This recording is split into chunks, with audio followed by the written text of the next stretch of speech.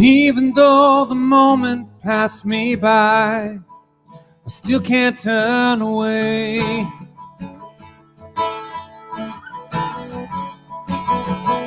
'Cause all the dreams you never thought you'd lose get tossed along the way.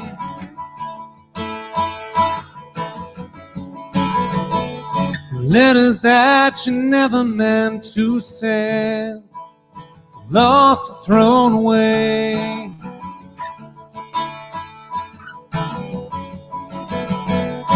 Now we're grown up orphans that never knew their names. We don't belong to no one, that's a shame. If you could hide beside me, maybe for a while, and I won't tell no one your name. I won't tell him your name.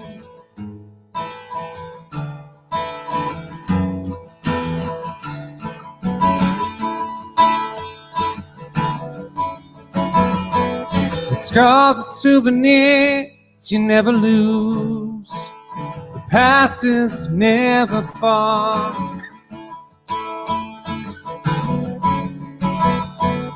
Did you lose yourself somewhere out there? Did you get to be a star?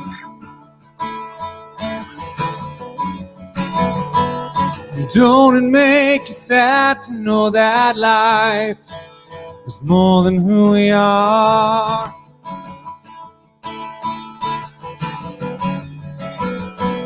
We grew up way too fast, and now there's nothing to believe, and reruns have become our history. A tired song keeps playing on a tired radio, and I won't tell no one your name. I won't tell him your name. I won't tell him your name.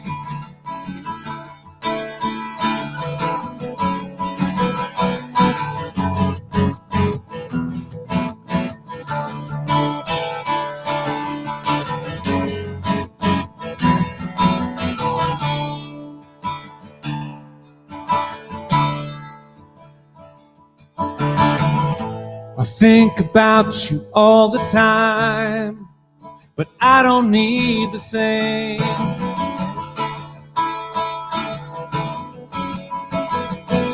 It's lonely where you are, so come back down, and I won't tell him your name.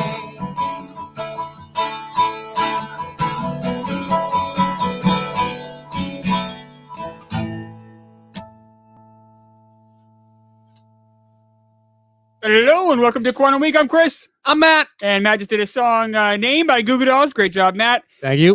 This is Quantum Week, a show where we talk about random weeks in history and the movies and music that make that week special. History happenings, all sorts of stuff. Sure. And that was named by Goo Goo Dolls. So what do you think? I think it's all right. Yeah, it's all right. Yeah, I mean, I've never had the time. I think I've learned to appreciate it more actually over time, because the guitar part's really cool. Actually, it's a neat, he really, Johnny Resnick, right? Yeah. Really likes to do altered tuning stuff. And that's one of the cool things about guitar. Like, you can't do it on a piano or most other instruments, where you can just change the strings notes by moving the tuning pegs, and then you have a whole different sound. And so he likes to do a lot of open tunings, which are just, when you strum it, it sounds like a chord, like a regular chord. And so this is a really interesting tuning. It's got an interesting kind of tonality to it. It sounds harder than it is to play, like with the sliding around. It sounds like a little bit more complicated. So I think, yeah, over time, I've learned to appreciate it more. When I heard it at the time in 1996 as like a high school senior, I wasn't really that into it. It's all right. Neither was I. I was a high school junior. I think, and I still feel this way, Goo Goo Dolls kind of bores me. It's not bad music. It's just kind of there. But like doing research about the song, actually, I got a little bit more interested in it. I found out that he wrote this song for Kennedy, the MTV VJ. Did he? Maybe not, but it sounded like maybe he did. If it's true, then the name is basically him saying like, "I won't say your name. I won't say who you are." Right. Because I know they did have a relationship. It was under wraps. She mentioned that in her autobiography or book or whatever. So, and he confirmed it later. Yeah. But before that, he said that he's an orphan. He was he was like at 15, 16 years old. He lost both of his parents within like a year of each other. So that's what I think that's what he originally said that it was about, but maybe it's a little of both. A lot of times when you write a song, it has like elements of multiple things. So in the video, though, the chick in the video kind of looks like Kennedy. Oh, I didn't watch the video. I haven't probably seen it in 20 years or something. I thought Kennedy was pretty cute. Kennedy was cute as a VJ. I think Tabitha Soren is pretty cute too. Yeah. And then I like obviously, once again, I think you're just like SNL. Your favorite SNL cast is usually the cast when you're in high school. Your favorite MTV VJ is the ones when you're in high school. Yeah. Like I thought like Kurt Loder was like pretty like interesting and like intelligent. He was like 50 at the time. I know, it was so weird. Dude, but me too. Always like very reserved and cool. Travis Thorne was cute and you know, and I thought Kennedy was cute too. Carson Daly was around. He's kind of like annoying, but he's new. And now out of all of them, he ended up having the biggest career. Yes, that's right. Yeah. Although Kennedy is still on like Fox News, I guess. Yep. And Tabitha Soren married Michael Lewis, who wrote Moneyball. Oh yeah, I forgot about that. She does like art now, and she's just like this wealthy lady. Yeah. Well, so just a little bit about the song, I know, and then we'll get on to the movie. But so it came from their album A Boy Named Goo, and this was a transitionary album for them. Right. Like they went from being kind of a punk, they formed in the mid 80s, so they'd been a band for kind of touring for 10 years, playing for prestigious bands like the Dead Milkmen around the country. But they sort of went to they were a more punky band. They went to a softer sounding with this album. I think I don't really know this album very well. I think some of the tracks still have kind of that element of a little bit more punk, a little bit harder, a little bit more edge to it. But then after this, they go complete adult contemporary with Iris for that stupid Black movie. Balloon. No, City of Angels. City of Angels, yeah. Even before though, like I was reading that same thing, you know, and it just like, yeah, they never had, like, I remember being like 13, so 93. So the album before this one, it was like, they don't really have any edge. I didn't know them before this at all. Goo Goo Doll. Like, they never were, like, they're fine, but like, I would never be like, this is I never in my entire life have owned a Goo Goo Dolls cassette or CD. I've never once wanted to purchase one. I've never I don't have them in any playlist on or, you know, any streaming I have, you know, Spotify or Apple Music. I don't have them on anything. Yeah. Even this song, I said I kind of appreciate it more, you know, now than I definitely did at the time. But besides the guitar being kind of interesting, his voice isn't interesting. The melody isn't interesting. The lyrics aren't any good. There's not a lot to it. It's kind of a vapid song besides the guitar part, I guess. That's the only redeeming quality, I think. But then, I mean, I give them credit. Like they decided, okay, this made us money, so we're gonna. This album sold like 2 million copies. This song was #2 for a few weeks. Song hit a #1 in a couple different charts. Hit #2 on the top 40. Hit #5 on the Billboard 100. So, I mean, I don't know. I guess you're successful and you just do it. I guess as long as you can stand playing the song night after night after night after night. If you cash in the checks. I should mention too, since we're on, you know, the Kirk Minahan network, you know, no one should have Apple Music. We should only have Spotify. Fuck that, Spotify or nothing else. I think if you're that wealthy, they've had a few hits though. So like, they've had 5 or 6 hits. It's not like they play the same fucking song over. I mean, I guess you always got to play this one. Yeah, but if you're doing 60 shows or 70 shows a fucking year, maybe even more than that, for a few thousand people, they usually play. Don't they play? We're in New Hampshire. Don't they play in like Guilford, New Hampshire? It's like I think they do like every year pretty much. Yeah, I think they're that kind of band where they play to a few thousand. They have a few summer tour. They play their hits and then they move on. Well, now it's fine, but at the time when they were doing probably stadium tours and shit, can you imagine playing this fucking song every single night? I mean, it just gets old. I'm sure all of it does, even if you're playing cool music though. Yeah, I suppose. I don't know. Goo Goo Dolls. I don't hate you. I don't love you. Last thing about this before we move on is Walmart. There's controversy in Walmart. Did you see that they stopped selling the album because people? So the kid is like sort of a naked kid, but it's it's covered by someone's hands are sort of in front, kind of blocking what you'd see. But he's covered in goo. But someone thought it was blood, so they complained to Walmart, and Walmart wanted to pull it. This is back in the late 90s when Walmart was pulling. Walmart really tried to align themselves with the Christian right? And anything that had any controversy, Walmart would pull. Walmart would also change lyrics of albums. Oh, that's right too. Yeah. This was all in the middle of that. So I think Goo Goo Dolls caught in the middle. I will announce too, I'm drinking Down East tonight. Down East is pretty basic cider. But I think it's like a good basic. Like, what's a good beer that's basic? I don't mean by good basic. Like I had Angry Orchard the last week. Yeah, Angry Orchard I don't like. It's the Budweiser of. But what's like a good basic beer? I don't know. Bass Ale or like Guinness even, I guess is kind of a basic. Like a Blue Moon. This Moon. is like the Blue Moon of like beer. Like, so this isn't the good shit that you ordered that just came in. No, this was part of my reserves because we're coronavirus. But I have had some delivery. So every week I try to bring a different side every week, and every week go. So I give Down East gets a B-. It's not bad. That's a B-. Like this song is maybe a C+. Angry Orchard gets a D+. Oh, do they? Okay. Should we move on to Mr. Holland's Opus? Yeah, also a D+ maybe. Oh, Mr. Holland's Opus. So I want to start a hashtag. Fuck Mr. Holland.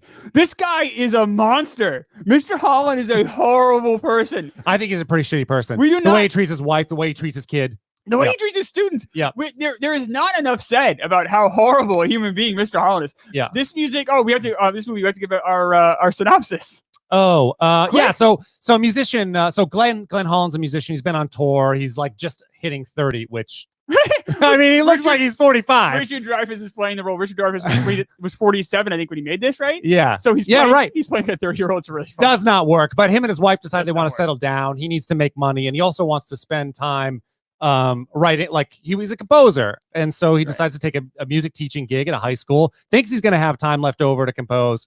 He doesn't. And basically becomes a teacher for 30 years, and he eventually loses his job because of budget cuts. Right, which I could not have been happier. I'm like, fuck this guy, get him out of there. There comes a point in the movie where he's so horrible that you're like, oh God, I just want this guy to get paid. I actually am a big believer, I'm sure I know you are. Yeah. I'm a big believer that music and theater and stuff should be part of our public school system. I think it's a really important thing for public schools to have. I wanted them to cut the music department as fast as they could to get this monster. You were rooting for William H. Macy. He's supposedly the bad guy in the film. He was a good guy. Anyone who against Holland on board. So I really want to talk about a few things that. Yeah, sure. So Mr. Holland is played by Richard Dreyfuss. We might get into him if we have time. Yeah. But Mr. Holland is one scene in particular, or one not scene, but one because what happens, it goes through his entire 30-year career. If you haven't seen the movie, so it starts in 1964. It ends in 1995. 95, and right. It kind of is a whole. Yeah. So it stops every few years or so to kind of catch up with Mr. Holland and what he's doing. Yeah. So it's the student's name is Rowena. It's played by Jean Louisa Kelly, who was from Uncle Buck. Uncle Buck. Yes, she sucked in Uncle Buck. You hated Uncle Buck. Fucking hated her. How'd you feel about her here? She's all right. I thought, well, actually, you know what? So when she first, they do two things. They show her sing to kind of begin, and then they show her sing in the performance. She actually does a good job sounding piss poor in the beginning and then sounding really great at the end. So I got to give her some credit for that. But I guess she sang herself. Yeah, it seemed like it. Yeah. But so she's a high school senior, maybe 18, maybe not, and Mr. Holland gives her the advice of, well, when you're done with school, you should go to New York and become a singer. And she's not that good, by the way. She's not that good. It's no, she's not like you hear any basic. She's place. Fine. And so all of a sudden she announces after the school play that she's going to go right now in the middle of the school year and go. Yep. Mr. Holland does nothing to stop her. No. He doesn't tell her parents that she's basically a runaway. Gives her a place to stay. And at one point during this, they're hitting on each other. Yeah. Like he wants to fuck this girl. Yeah. And they kiss goodbye on the cheek, but there's enough like lip and it's for a while. It was disgusting. In the middle of the night. It's fucking disgusting. It's fucking really weird. Yeah. And like this one scene was just the two of them alone playing piano. And he makes the eyes like, I want to be inside of you. He basically tells her with his eyes. Yeah, it's so fucked sexual up. tension. It's disgusting. It's so weird. He's not like he's not gross. Too. And this happens if you go by the age of the character. He's 45 when this happens. Right. And it makes no sense. Like she's beautiful. Yeah, she wouldn't. She's like a 9. She would never. And like Hollywood. But she would never. She's beautiful. She's all right, but she would never. And it's Richard Dreyfuss at 47. Right. The guy from Jaws, like 20 years later. It is so bizarre. It's bizarre and terrible. Yeah, and they make the weirdest couple. I don't know how this isn't a bigger deal. Yeah, what was she thinking? No, like, I know. Why was this acceptable? I don't think I don't remember at the time there being a lot, because I saw this in high school, and it was a big thing because you'll hear on the podcast if you listen to on Wednesday's episode. We cover 12 Monkeys and a Mariah Carey song. Right, but I talk about like my experience in high school. I had a great music program, and my music teacher was probably the most influential teacher in my entire life. So we were psyched to see this in high school. We're like, oh, cool. It sort of lionizes, makes a hero out of the music teacher. And so I don't remember that being a big deal at the time. I don't either. But looking back now, it's fucking disgusting. It's so bizarre. Yeah. The other thing Mr. Holland does is terrible is the way he treats his son. Now, this is a perfect example of why this movie kind of sucks. Right. He's a music teacher. He loves music. Guess what disability his son has? Oh, he's deaf. What? So Mr. Holland's son, of course, is deaf. Of course, the son's name is Coltrane. Right. After John Coltrane. Yeah. So that's kind of a dark twist there. But yeah, so he's deaf, of course. And of course, Mr. Holland's frustrated with him. Mr. Holland spends no time learning sign language to communicate with his son. No. And he also ignores the son until the son shows interest in music, which is bizarre because the son's deaf, and teaching. Then Mr. Holland opens his heart to him. Yeah. But until then, he treats his son like shit. Basically, for 18 years of his life, he treats his kid his like son's shit. a nice kid. He's his auto mechanic at one point, and he gets a black eye who's roughed up by some kids at school. And what did Mr. Holland care about? Oh, it was was it his music? No, it was John Lennon got shot. Oh yeah, John Lennon got shot. I forgot about that. Right. Why did you get into a fight? They never explained that. He never asked his son, "Are you okay?" Right. No. He's like, "Oh no, I gotta go. John Lennon died." And he goes and cries in his wife's arms. Yes. Like, what the fuck is wrong with this guy? He's a horrible person. Which actually made me feel better that the story is not a good story. This is a musician whose dream dies. And then fuck his dream. He sucked anyway. No, I know. Opus is trash. Oh, it's trash. But you know what I mean? Like, he wants to be a famous musician. It dies. It's tragic. He lets go of his dream, and then he reluctantly teaches. You don't even see him really transition into loving teaching ever. And he never does. They say it every time. Oh, you're so popular. Right. Here. How? You seem like a grumpy bitch. You play some rock and roll. Students. It's fucking creep. So and then he's the worst person. And then he gets killed out of school. So it's like he's 60 years old. Now he's suddenly retired. He's never pursued his dreams. And normally that would be kind of a tragic ending, except for he's such a shitty person that I was happy. Oh, I was ecstatic when he was fired. It was wonderful. Then at the end, not only that, so his wife tells him at the beginning of the movie, his wife announces that she's pregnant. Yes. And Mr. Holland's reaction is like, you think he got shot in the face. He is so upset and depressed about this. It is terrible. So bizarre. And his wife forgives him? Like, how could you ever? He writes a song for this girl, Rowena, this high school girl. She knows. She finds out. She reads the program and puts two into the song is called Rowena's Melody. He lies to her and says it's about like a Greek god or goddess or something. The wife is at the recital, sees the Rowena name in the program, sees them giving eyes at each other while he's conducting her singing in the play. Afterwards, Mr. Holland says, I need to go to a party, the high school party. A high school party with high school kids. Comes home late at night and then says tells his wife he loves her. And she's like, I know.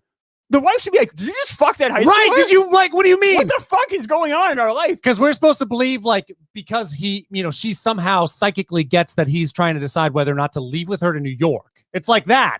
It's like, why do we think that she would How would she ever know that? How would she ever know that? So it's gotta be, so how did she know that he didn't fuck her? I don't get it. Now, I have a question. Did you think Richard Dreyfuss was bad in this movie? The part's horrible. I think Richard Dreyfuss was kind of decent in this. I'm more forgiving. I was not happy having to watch this film again because I cringed a lot through it this time. But I do have to say, honestly, he did okay. I think so. And I would be most critical about how my biggest criticism is he conducted with his left hand. The iktai. That's your biggest. The guy was a fucking monster. No. I mean, in his acting. No, in his acting. Right. Sorry. Oh, yeah.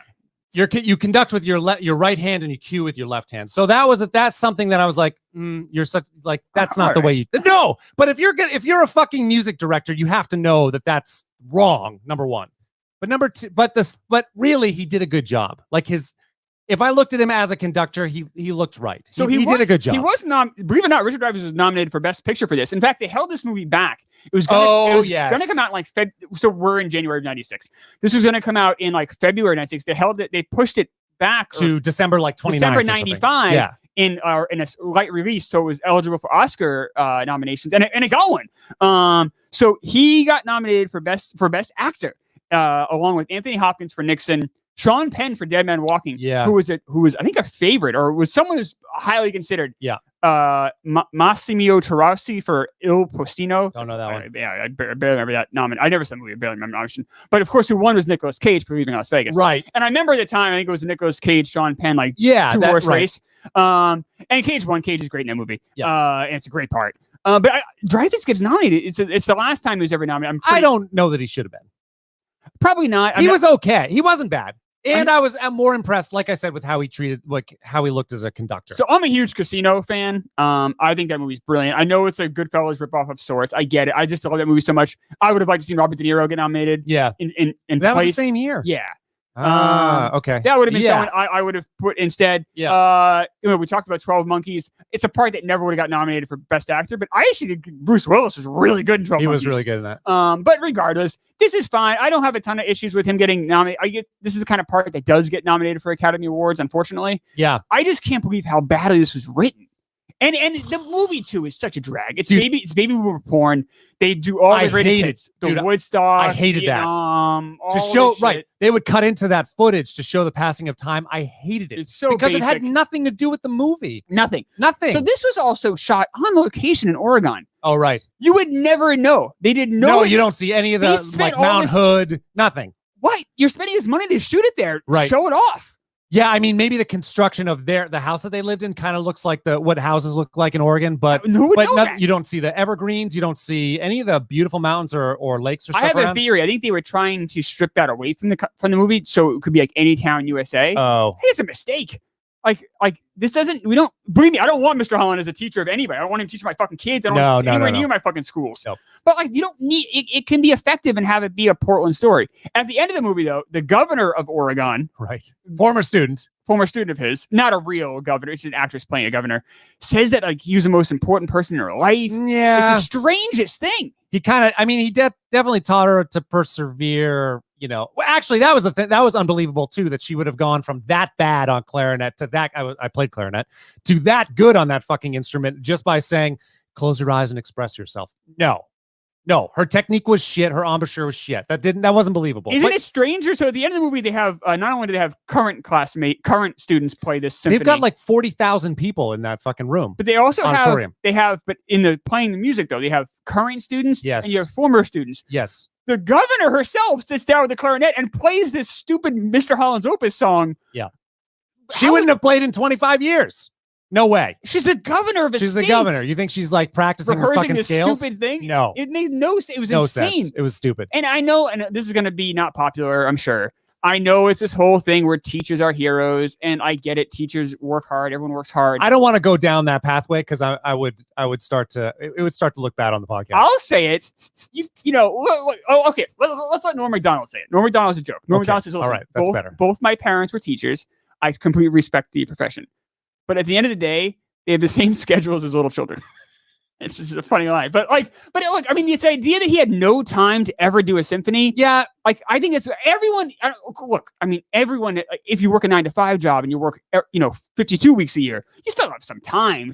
Teachers more. You're definitely working more than 40 hours. Absolutely. I totally get that. But you do have time. Okay. Everyone. And you also have summers off and you have random weeks off in February and April. What do we, and your Christmas? We have right the fuck. It shouldn't take you 30 years to write your fucking Opus. It took you 30 years to write this thing. This thing sucks. It sucks. Okay. It was trash. I know you want to get into this. Well, do you want to talk about the director first before we get into the song? Yeah, this director is so basic. What the hell is he doing? This is shot so boring. He did Bill and Ted's. He did Mighty Ducks. He did Holy Man. He did Don't Tell Mom the Babysitter's Dead. And Don't Tell Mom. Right. Which is actually a really well-directed movie because it's kind of an odd plot, but it's really interesting and fun, and it keeps this high energy up. Yeah, it does. It's actually, I think it's really well edited and directed. Mighty Ducks is I'm sorry. I know. I get it. There's children who you grew up with it. You might like it.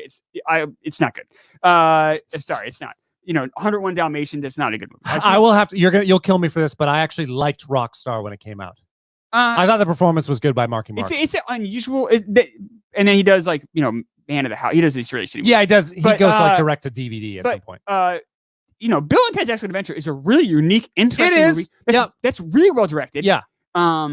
it's not. Don't get me wrong. This isn't like shouldn't be nominated for Oscar. Well directed. No, but for what it is, it's a interesting. really interesting, fun look. Yeah. This movie, Mr. Holland's Opus, is shot so basic. This is like there's not one interesting or unusual shot in the entire film. You would think, it's like an after school special. It is shot so boringly. He must have just been like, I don't give a fuck. Let Dreyfuss do it. Because Dreyfuss is working really hard. Yeah. He must have figured, fuck it. Let Dreyfuss do the work. Yeah.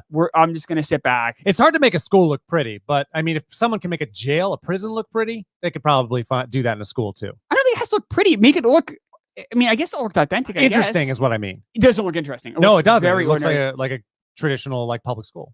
And I will say too, Jay Thomas is in this, who I like a lot. Thomas, who's he? He's the gym teacher. Oh yeah, He has a role of Eddie O'Beck, and I'm a huge Cheers fan. He has a small part in Cheers. He's great. And then Olympia Dukakis is good in this. She's good. William H. Macy's in this. He's terrible, and he's a great actor. Yeah, I don't know why. At that time, when was Fargo? Was Fargo before this? Was right before. Ah, okay. Right before Fargo. Yeah, it didn't look like this it might have had been what he shot, because he has the same haircut I think he does in Fargo. This Yeah. might have been what he shot right before Fargo. Interesting. And he's the most cardboard. This character is also really poorly drawn. I can't imagine you ever do this movie after Fargo. No. What a terrible character. Yeah, it's bad. The random weird person was Balthasar Getty too. I saw him in there from Lost Highway. Out of nowhere. Yeah. And he has this role. He's on screen for like 3 minutes. He actually is kind of an interesting character. You want to see more of him, and then he vanishes. Yeah, gone. It's very strange. Yeah. I almost wonder if that was cut out. Maybe more. There might have been more in there. There were stuff they talked about with, and you see him at the very end, or it was supposed to be him at the very end. Yeah, as an older guy. But I bet that part got cut out. Yeah. Okay. That's weird. So we both hate Mr. Holland's Opus, the song. Okay, the song fucking blows. It's so bad. To this guy. So this guy is Michael Kamen, I think is the guy who created it. Is it? I think it is. I think you're right. Yeah, Michael Kamen. And I saw what he did before. He's done stuff. He's done a bunch of movies. I do feel for him because it's kind of an impossible position. Like, how do you, how do you like capture 30 years of fucking music and American music? This is called American Sweet. Like, that's the thing. It's supposed to be sort of a tribute to American music. A tribute to baby boomers. This is all. This like Forrest Gump baby boomer porn. This is it. The problem is I wanted to play some cuts, but we're worried about YouTube not allowing some of the shit, because I would have pointed out some things that screamed out to me when I fucking what I'll tell you first. Okay, the end of this is the end of A Day in the Life by the Beatles. It's the last song on Sgt. Pepper's. There's this big like crescendo and glissando with all this instrumentation's like going up in pitch, and it resolves on this major chord. It's the same fucking ending. And so I asked myself, if this is an American Suite, why are you choosing to end it like a British band, you fucker? So you were going to play a Beatles cut? I was going to play the end, just like that last chord. Just that last chord. Me putting my foot down was smart on this one. You think that would have been a problem? Just the last Beatles chord? The ultimate trigger. What are you doing? Yes, All right. Well, we didn't do it. I would have lost my shit if you played it. I was like, are you fucking kidding me? Now I'm doing it. No. All right, I won't do it. So there's that. Also, the way that I think the song is actually like 9 minutes long, I think, but they only play maybe the last 4 minutes or something. It feels like 20. But they begin with the drum beat, and the drum beat is the Purdy Shuffle, which is this very famous like jazz. Purdy is Bernard Purdy is you should check him out. Bernard Purdy talks about the Purdy Shuffle. Watch the YouTube video. This guy is insanely good and really cool, but they ripped off the Purdy Shuffle as the beginning of this fucking piece. The Purdy Shuffle then becomes it gets sort of the song that like the popular rock song that the Purdy Shuffle's in is Rosanna by Toto. Rosanna. It's a good song. If you listen to like the verse of that's the Purdy Shuffle too. It's all over the place, but stole that. There was nothing new or interesting about it. I don't know. It feels wildly dated. Like yeah, that's the other thing. Like even in guitars. Yeah, it's like really. It feels like feels so old. Yeah, this old man symphony. This fucking loser, trash old man. I normally don't like when you got Metallica does their stadium tour with the orchestra playing Metallica chords. I don't usually like that stuff because I just find that the orchestra they don't. A lot of times rock. Harmonic, like the harmonic components of rock and roll and the harmonic components of classical music, they don't really unite well to me. It's like the strings with those voicings, with guitar voicings, don't really work. And that was kind of what was happening here. You listen to it, and it's like the way that they're constructing the chords is very similar to rock. It didn't sound good. It doesn't. I don't like it. It's bad. I thought it sucked. It's bad. It's very bad.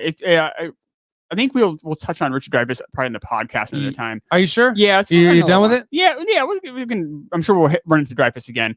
Well, I don't have any more to say about that. Yeah. Then I'm good too. I definitely. If you want to learn how to ignore your child's handicaps, watch Mr. Holland's Opus. It'll do that for you. He does it like a champ. Yeah. Wow, it is impressive. If you want to see like a monster in motion, it's also, I will warn you, it's like 2 hours and 20 minutes. It is a slog. Oh my god, you could have taken out the whole Rowena part, which Absolutely. I'm shocked they didn't. Absolutely, because this is a Disney movie. It wasn't important to do. I don't know why. I don't even know why it doesn't further the plot. You can totally remove it. Yeah. I'm sure if someone 2020, it's we're all in hindsight here, but yeah, even then, like I would have been like, maybe guys, let's trim this down. Let's axe this. Yeah, we don't need to have this in there. Yeah, we're supposed to like Mr. Holland, but this is making it worse. He's a monster. He's a monster. So this week, on Wednesday, we're hitting 12 Monkeys and Mariah Carey. One Sweet Day. And then Saturday, we have From Dusk Till Dawn. Yeah. And Oasis, Wonderwall. Yeah. So Wednesday, Saturday, the podcast, and then we'll be back on Monday with a whole new. Actually, we're going to stay in the 90s. Just a spoiler alert. Yeah, a little bit of spoiler. It's just like the next 2 weeks are like 96 and 97. So there you go. Thanks for watching. We'll check you next time.